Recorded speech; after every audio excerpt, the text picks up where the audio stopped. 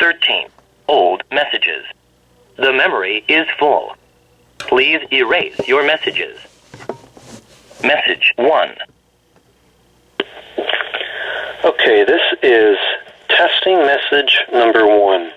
This is from the handset on phone mode, and I'm speaking very quietly into the telephone, much quieter than most people would speak into the phone.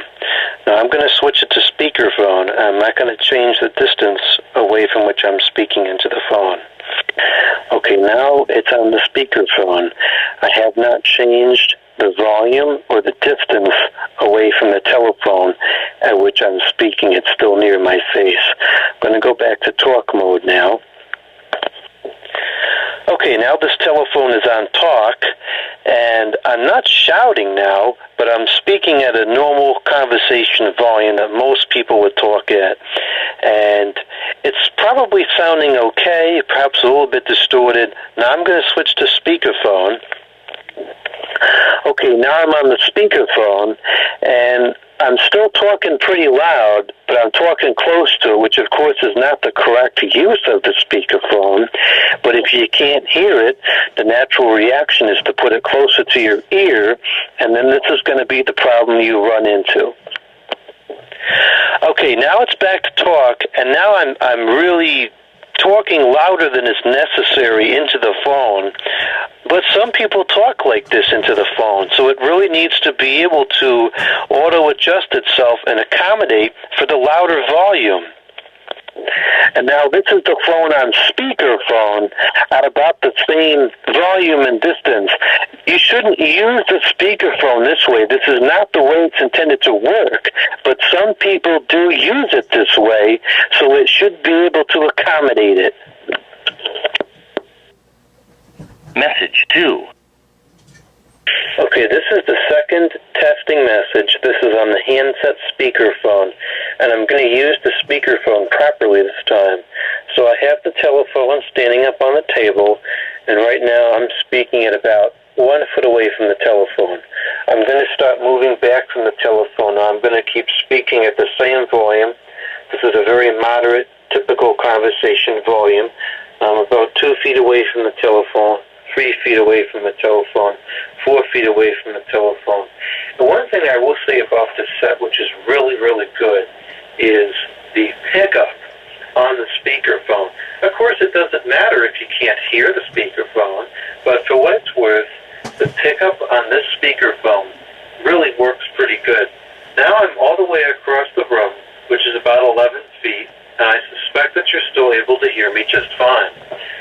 So now I will hang up this handset, and I want to switch over to the bass speakerphone.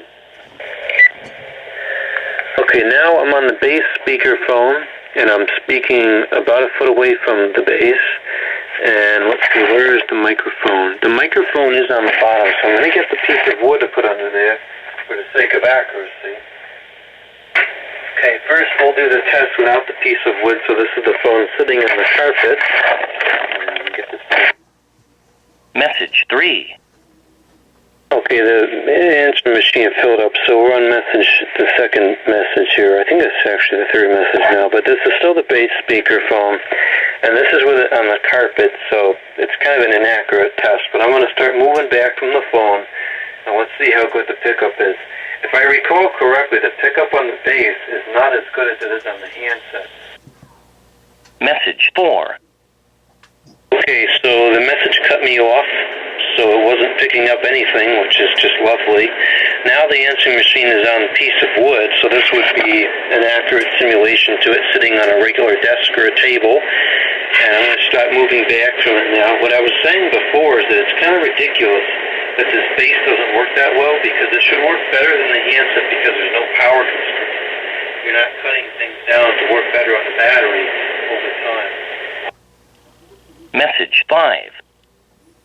Okay, this is the waterproof phone on talk, or phone, whatever they call it, the non-speaker phone.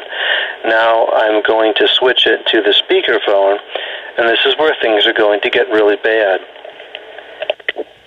Okay, now it's on speakerphone. I'm speaking at about the same volume and distance as I was before. I'm going to set it down on the table now, and I'm going to start moving back from the phone. So now it's on the table. I'm talking at about a foot above the telephone, kind of the same thing I was doing with the regular handset. Now I'm going to start moving back away from the telephone. This is about 2 feet away from the telephone, 3 feet away from the telephone, 4 feet away from the telephone, 5 feet away from the telephone. I doubt it's 6 feet anymore, but just in case it is, we're almost all the way from the room. It's still 11 feet away from the telephone. Now it's recording. It's still recording, so maybe it did fix something on it. Message 6. Okay, so this is the live testing message. I don't know if you're hearing that, but my voice is coming through this speakerphone, what I'm hearing, and that's extremely distracting to me. Now I'm going to put this down on the table. I'm speaking right here. I'm not speaking that far away. Okay, and you're still going to notice when we play it back that the pickup is atrocious.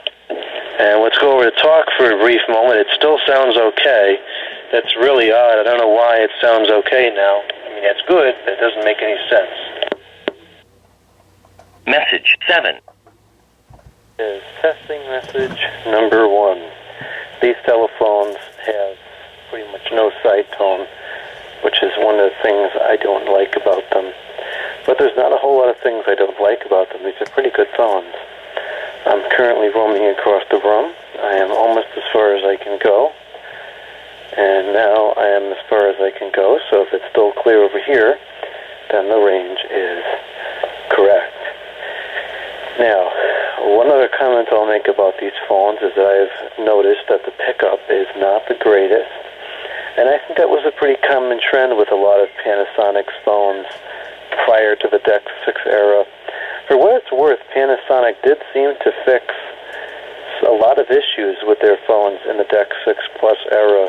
Originally, they fixed the battery issues, and they fixed the pickup issues.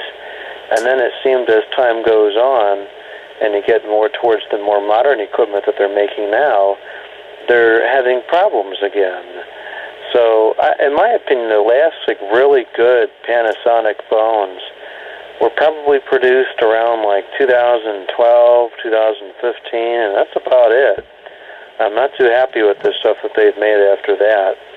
Okay, now I'm going to switch the phone to speakerphone. Okay, now it's on the speakerphone, and I'm speaking at about the same volume and distance as I was before. And unlike some of their newer equipment, I don't hear a single iota of feedback, as one shouldn't when using a telephone. Okay, now I'm going to put the telephone down on the table, and we're going to see how far away it goes. I don't think it's going to pick up from too far away. Now, I just put it up on the table, so I'm speaking at about 1 foot away from it, right over it on the table, and I'm going to start moving back now. This is about 3 feet away, 4 feet away from the telephone. This is about 5 feet away. Message 8. Now, the unit cut me off, so I think my theory was correct. The pickup is not the greatest on these telephones. This was the second handset. I will go ahead and hang this one up into the base, and then the third message I will hang up using the buttons. Message 9. Yes! Message 10. This is a test of the time telephone. I don't understand the buttons because it's got an asterisk key and the pound key. Typically the asterisk key would be used to change it to tone, but it doesn't seem to change to tone. So I guess it doesn't have tone dialing capabilities. Message 11. This is a testing message from the AT&T. Of course, now I want the model number and it's off the screen. The microphone is the fake on the top, and the real microphone is located just below it. And I'm speaking very near to it at the moment. Now it's back on the table, and I'll move it onto the carpet just for a second so we can get a comparison. Okay, now it's on the carpet. What is the difference in the sound? I have found sometimes that I prefer to sound it on the carpet because it's less harsh. Okay, I'll put it back on the carpet, or on the table now. Well, it's been on the table the whole time. It's back on a piece of wood. Now I'm going to start moving back away from the telephone. Right now I'm about 2 to 3 feet away from the telephone, 4 feet away from the telephone. This distance is about as far as I would expect it to work at. If it works here and it sounds clear, that's good. If it doesn't work much beyond that, I'm not surprised. But I'll keep going back just in case it is still working. So now this is at about 6 feet away, 7 feet away, 8 feet away, 9 feet away, 10 feet away, and this is all the way across the room at the 11-foot mark. And I haven't heard the testing answering machine cut off yet, so it looks like it may be picking up pretty good. The over and the out. Message 12. This is the second. Oh, that's loud. Jeez. Good grief. This is the second and final testing message from this AT&T Digitan telephone. Or I guess it's an Anatan telephone, perhaps. The handset volume is very loud, and the side tone volume is almost deafening, even at the lowest volume setting. Goodbye. Message 13. This is the testing message to the number 1 from the red handset, which is going to be considered handset number 2. I'm going to exit the studio now. It's still in the echo mode. I've exited the studio and going to traverse across them. It's already turned the echo mode off. Because there's so many phones over here, I think there's a fair bit of hashing on the air, so it probably does not stay on echo for as long as it would here in other areas. I am all the way across the room now, so if the reception is still clear, then it's working well.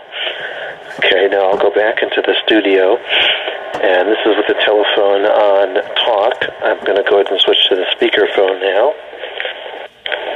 Okay, I have switched to the speakerphone now, and just for comparative purposes, I am speaking at about the same volume and distance as I was before.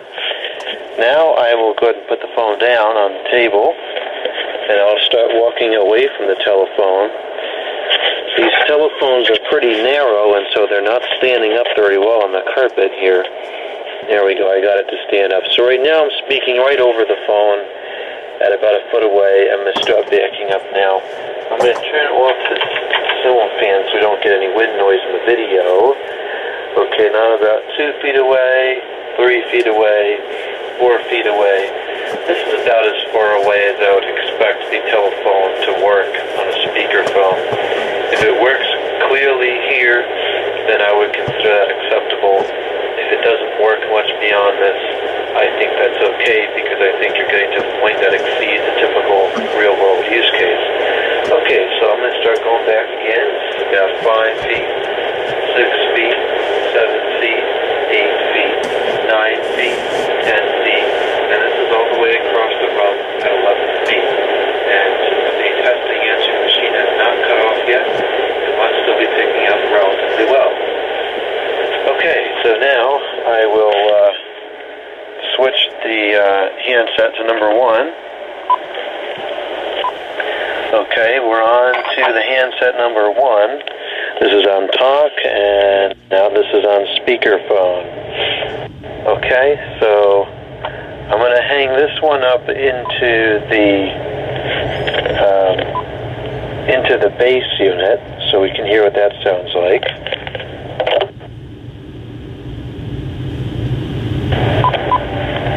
Okay, and now this time we're going to hang up into the cradle so we can hear what that sounds like. And now I will hang up using the buttons, or the singular button. End of messages.